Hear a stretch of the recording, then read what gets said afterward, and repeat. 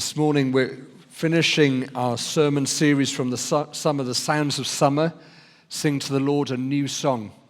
And this, bringing it to an end, it doesn't mean that we stop singing new songs. This is an invite this morning to continue to sing a new song to the Lord that is a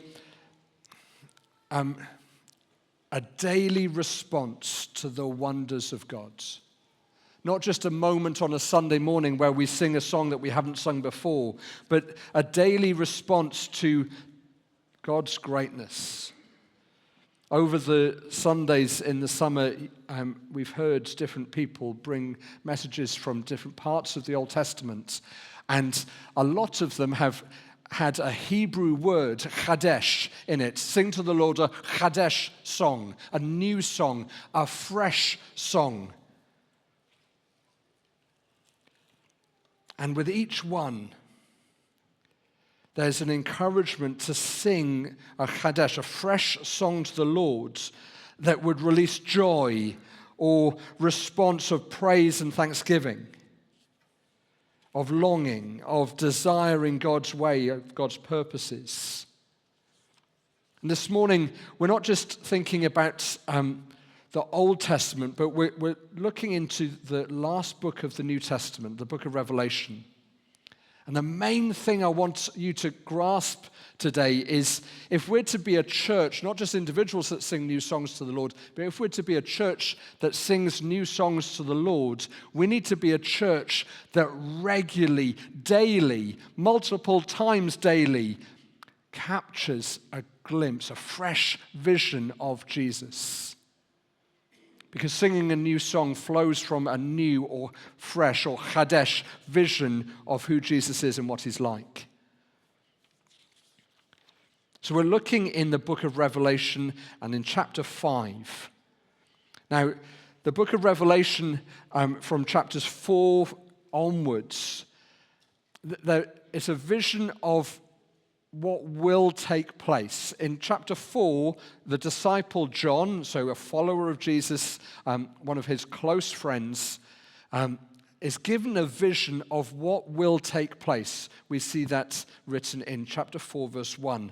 And in the rest of chapter 4, there's a vision of the throne room of heaven, with God on the throne, being worshipped day and night, night and day. They're singing, "Holy, holy, holy is the Lord God Almighty, who was and is to come," and people falling down in worshiping Jesus. And then in chapter 5, we see something that will take place in the future. Now, I don't know about you, but when something is going to take place in the future, it's good to get ready in the present. My younger brother is getting married in 110 days' time. We had an invite last week. Woohoo! We're thinking about accommodation. We're thinking about getting ready for his wedding just before Christmas. For those people who are good mathematicians, you'll be able to work out that if he's getting married on the 20th of December, 110 days' time, Christmas is 115 days' time. You know that that's coming in the future, so maybe if you are someone who likes to get prepared for Christmas, you're going to start getting ready in the next few weeks. Or just before December the 23rd, you might go, I might send some cards, missed the last post. Shame, it'll just be a text message this year. Or maybe you'll just go to the garage on Christmas morning to get some presents. If you don't prepare for the future, because you know something's coming, if you don't prepare for it, it will just be a garage present. If we know something is going to happen in the future, it's good to get ready in the present so that we're ready. And we know from Revelation chapter 5 that there is something that will take place in the future. And it's good to read it and think about what's going to happen so that we can be different now and get ready as a consequence of it. And this passage is incredibly visual and auditory, that there is a song being sung in Revelation chapter 5, verse 9. They, the elders, the 24 elders, sang a new song, saying, "You are worthy to take the scroll and to open its seals, because you were slain, and with your blood you purchased for God persons from every tribe and language and people and nation." And then in verse 10, "You've made them to be a kingdom and priests to serve our God, and they will reign on the earth." This is a really visual passage, and I want us to just see what John saw so that when it happens, we're ready. And we will be different if we prepare ourselves now.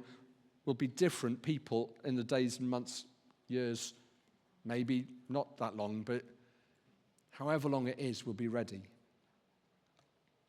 Then I saw, verse 1, "Then I saw in the right hand of him who sat on the throne," that's God on the throne, "and in his right hand a scroll with writing on both sides and sealed with 7 seals." Now this scroll contains the perfect plan, judgment, and purposes of God of what will happen in eternity. What will happen towards the end of the earth as we know it, and God's kingdom fully established on a new earth. This scroll is containing his perfect justice and judgment, his holy and righteous way and plans. Verse 2, "And John, I saw a mighty angel proclaiming in a loud voice, 'Who is worthy to break the seals and open the scroll? Who is worthy to unveil God's perfect purposes and plans and his righteous judgment and his holy decisions about what will come in the future?' Verse 3, "But no one in heaven or on earth or under the earth could open the scroll or even look inside it."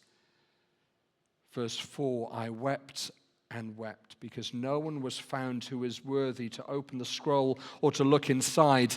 Then one of the elders said to me, 'Do not weep.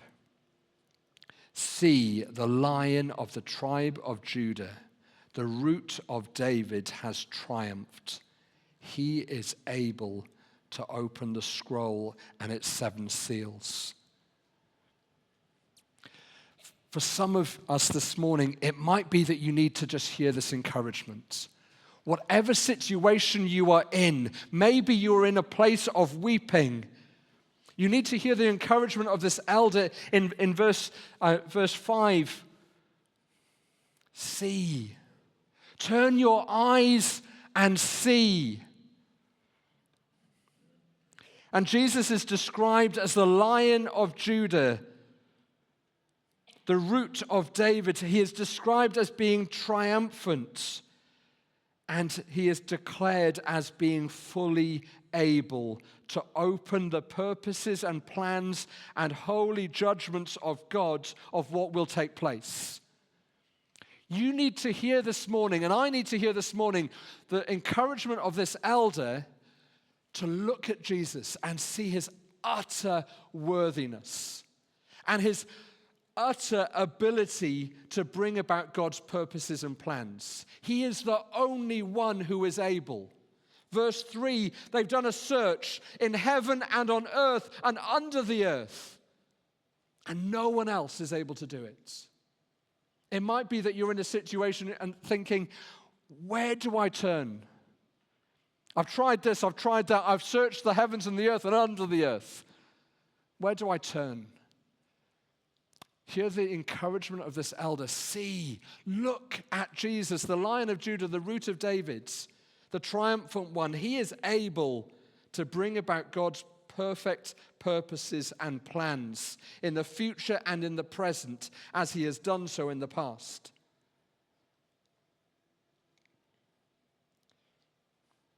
I love how in verse 5 the elder says, see, there's a lion. And then what happens in verse 6? What do they see? A lamb. There are some things about the book of Revelation that are confusing because it is very symbolic and very imagery focused. And Jesus is described as a mighty lion. And then John sees in verse 6, I saw a lamb looking as if it had been slain, standing in the center of the throne, encircled by the 4 living creatures and the elders. And then it gets a bit weirder. The lamb had 7 horns and 7 eyes, which are the 7 spirits of God sent out into all the earth. If we're to sing a new song about Jesus, we need to have a fresh vision of Jesus. And this vision of Jesus is a bit strange, because the vision of Jesus is a bit like this, with a lamb with blood and 7 horns and 7 eyes. It's symbolic. So what is it symbolic of? Well, in the Bible, the number 7 symbolizes completeness, perfection, and order. Often we see this number 7, and it will be about God bringing order where there is chaos. He'll be bringing perfection where there is imperfection. He will be bringing completeness where there is incompleteness. 7, symbolizing completeness, perfection, and order. The horn, in the Old Testament especially, is a symbol of strength and power and eyes. Just imagine 7 eyes on a lamb. I'm glad it's symbolic because otherwise it's really scary. Eyes, being able to see things, symbolizing wisdom and knowledge. How many horns are there? 7. Symbolizing that this lamb, this Jesus, has perfect, complete, and ordered strength and power. How many eyes are there? 7. Symbolizing that Jesus' wisdom and knowledge is complete, perfect, and order. Now, if you're in a situation this morning where you don't know where to go, where to look, or what to do, take the words of encouragement of this elder who points you to look at Jesus, who has complete and utter strength and power, wisdom and knowledge. But it also says about the 7 spirits of God. That perfect spiritual relationship with God the Father, bringing God to earth. Verse 7, this lamb doesn't just stand there. He went and took the scroll from the right hand of him who sat on the throne. And when he had taken it, the 4 living creatures and the 24 elders fell down before the Lamb. Each one had a harp, and they were holding golden bowls full of incense, which are the prayers of God's people. Now, we don't know how they had a harp and a bowl, and how they played the harp with the bowl. Maybe they would have had to put one down, but it's symbolic.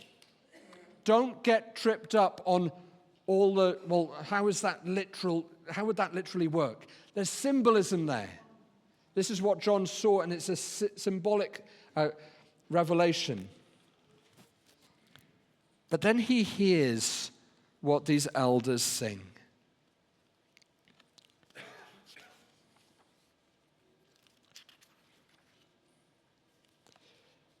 And they sang a new song saying, "You are worthy to take the scroll. Jesus, you are able to take the scroll. You are full of knowledge and power and wisdom and strength, and you are perfect in all these ways, and you are able to take the scroll. You're worthy to open its seals because you were slain, and with your blood you purchased for God persons from every tribe and language and people and nation. You've made them to be a kingdom of priests and to serve our gods, and they will reign on the earth." They sing a song describing the people of God that God has made, that Jesus has made By his sacrifice on the cross, he's made a kingdom, a group of people from every tribe and tongue and nation, not just British people, but people from India, people from Uganda, people from Nigeria, people from Kenya, people from Wales, people from Hungary, from every tribe and tongue and nation. Look around this room. We're seeing a wonderful increase of people from different tribes and tongues and nations in our church community. We're becoming a little bit more like what it will be like. Mic drop moment. Jesus has made us, he's called us together, and he's made us to be priests to serve our gods. Verse 10. A priest ministers to God on behalf of others and ministers to others on behalf of God. How are you getting on with that role as a priest? Ministering to God on behalf of others, interceding for them, praying for them, saying, God, they're in a situation that they don't know what to do. They've searched the whole heaven and earth and they don't know what to do. Even under the earth they've looked. They don't know what to do. I'm bringing them before you because only you are able. Ministering to others, ministering to God on behalf of others, bringing them before God, and ministering to others on behalf of God, sharing with others. This is the truth of God. This is the blessing of God. This is what Jesus is like. Let me show you what he's like in the way that I live. Some of you would have seen an advert for joining the wonderful team at the youth center. What if God wants you to join that team in order to show a young person in our community what Jesus is like? You're a priest. And maybe you're being called this morning by God's Holy Spirit to be a priest in the youth center this year. If you get a feeling of that, can you speak to Shona or Avtar? Can you give us a wave, Avtar and Shona? Can you speak to one of them about that, please? What happens next is something that Alfred picked up a few weeks ago when he opened up God's Word and looked at Psalm 98, and he showed us that it wasn't just one person starting off worshiping. It became a group, and then it became a larger group, and then it became a nation, and then the ends of the earth. This is what happens. The elders start worshiping God, 24 elders. Verse 9 and 10. Then the angels join in. Verse 11. Then I looked and I heard the voice of many angels, numbering thousands upon thousands, 10,000 times 10,000. And they encircled the throne with Jesus in the middle, and the living creatures, whatever they are and whatever they're like, and the elders, and they all join in one loud voice, and they were saying, "Worthy is the Lamb who was slain to receive power and wealth and wisdom and strength and honor and glory and praise." But it doesn't stop there. Verse 13, then I heard every creature in heaven and on earth and under the earth and on the sea and all that is in them, saying to him who sits on the throne and to the Lamb be praise and glory and honor, praise and honor and glory and power forever and ever. And the four living creatures said amen, and the elders fell down and worshipped.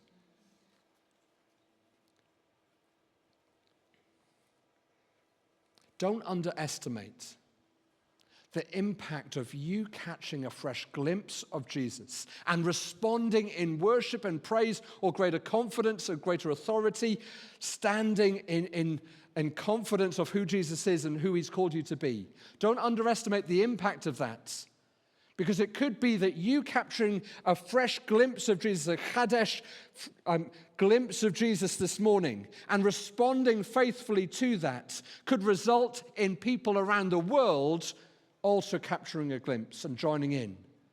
And it isn't just people. Scripture says, under the earth and on the sea and all that is in them. This is Wales, not the country, but the creatures joining in worship to God as a result of elders laying down, kneeling down and worshiping Jesus. This is as a result of someone capturing a glimpse of the ability and utter worthiness of God. This is a knock-on effect right around the world, inside and under and in the water and in the air and things. It impacts everything. Don't underestimate what could happen if you capture a fresh glimpse, a fresh vision of Jesus this morning.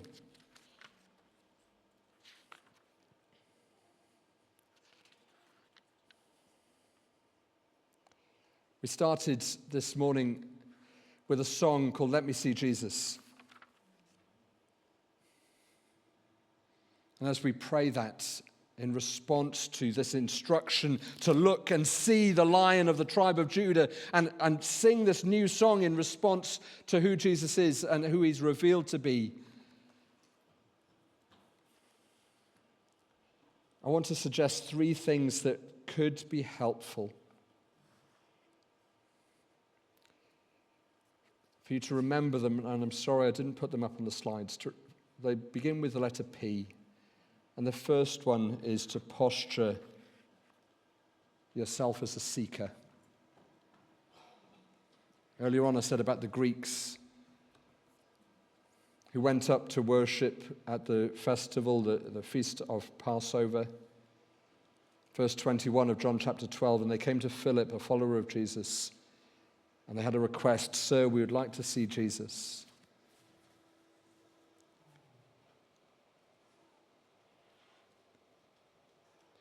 As a follower of Jesus, if you are a follower of Jesus, don't get comfortable with just coming to church or just going through the motions of going to life group or going through the motions of opening scripture each day and taking time praying with God.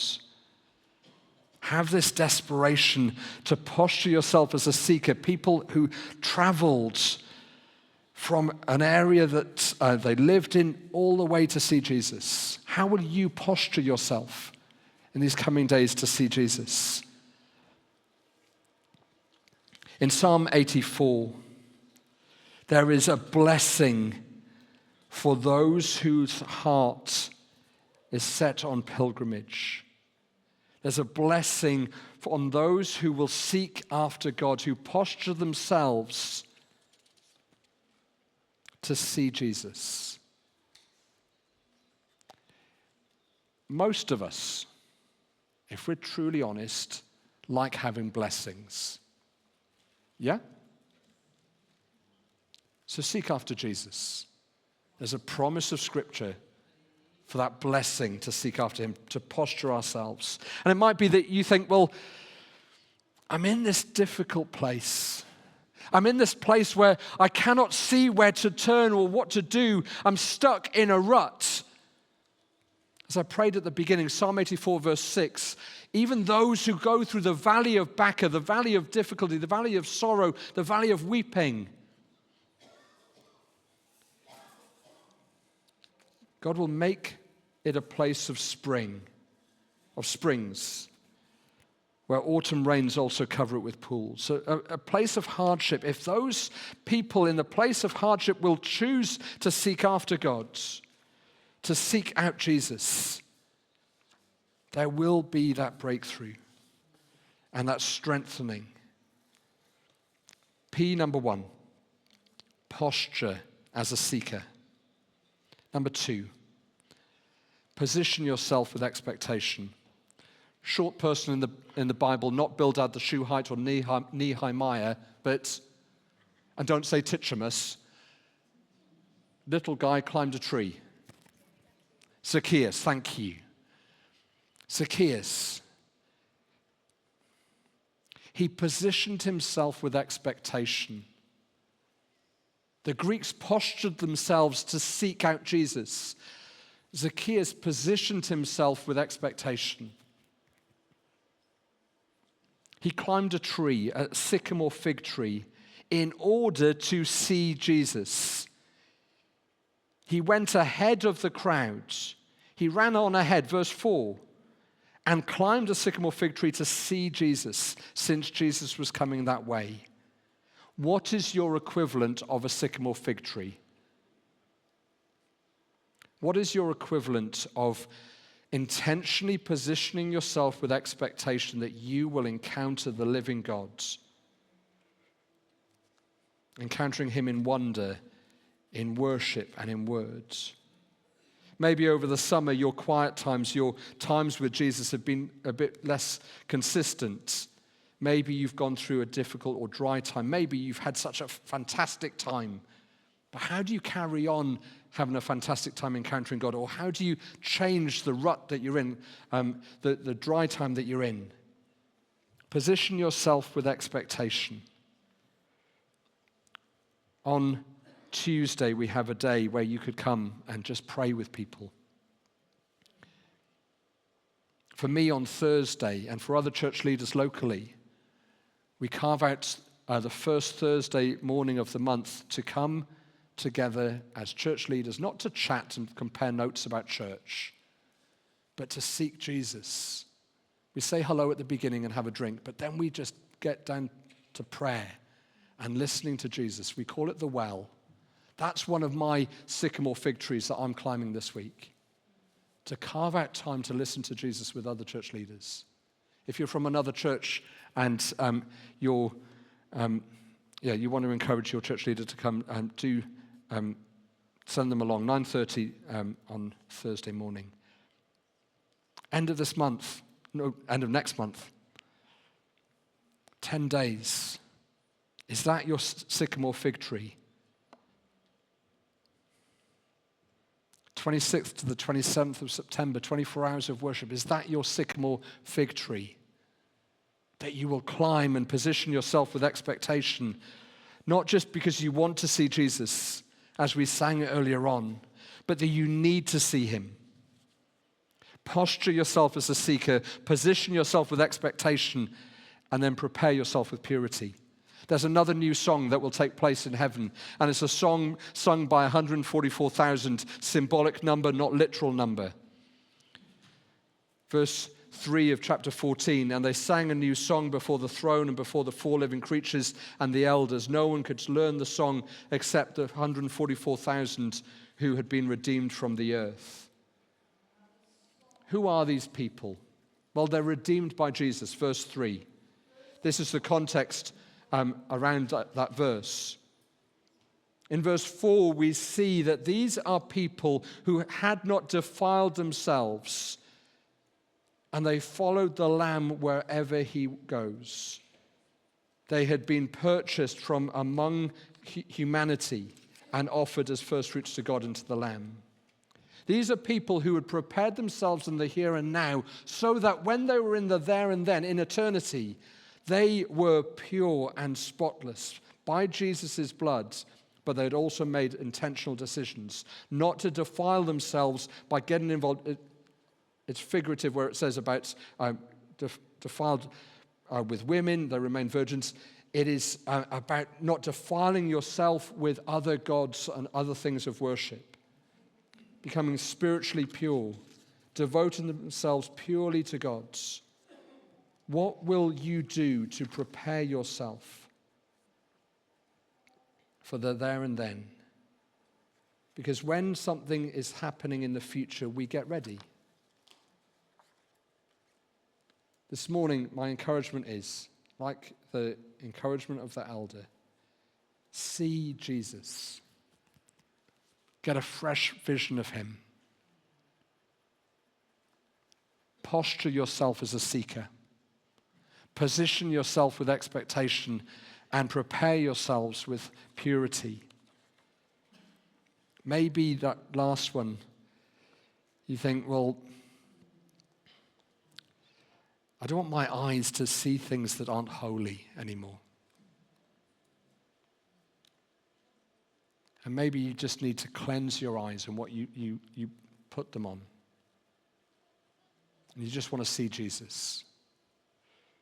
Let's pray as the band come up, and they'll lead us in the song that we started this morning with, Let Me See Jesus. Let me see his wonder. Let me see his glory. Let me see his power. Let me see his goodness. Let's pray together. Father God, we thank you for your word. Thank you for its truth. We pray, like the request of the Greeks, we want to see Jesus. Give us a fresh vision of you, Lord. Help us to be ready for the there and then in eternity. Help us to be postured and positioned and prepared now. And to sing about your utter worthiness and your utter ability. And Lord God, I pray especially for those who find themselves in a place of challenge. Meet with them. Help them to see you. Help them to see the hope that you bring. Help them to see your wonderful ability to do the things that no one in heaven or earth or under the earth or in the sea can do. Show them who you are, Lord, as they seek you. Amen.